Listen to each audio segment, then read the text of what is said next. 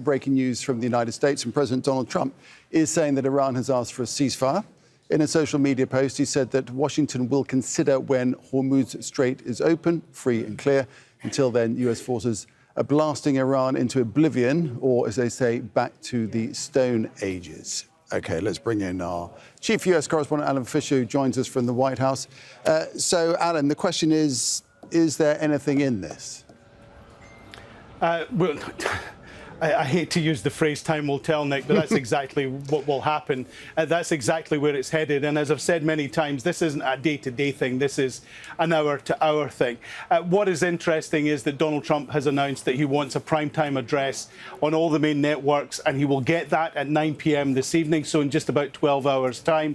There was speculation on Tuesday night that Donald Trump was perhaps going to announce an end to the war. That is unlikely. From people I've been speaking to over the last 12 hours or so, they say it's more likely that he's going to say the war will continue for a couple of weeks. He understands that people are experiencing financial pain. He understands that the cost of gas, the cost of filling up your car, the cost of fuel for your home is much more expensive.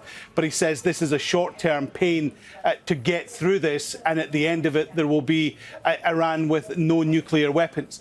Now, the language has changed over the last 4 or 5 days from the administration. We heard it from Pete Hegseth on Tuesday. We're seeing it from Donald Trump in this Truth Social post, where he says that dealing with the new government of Iran, they're less radicalised and far more intelligent.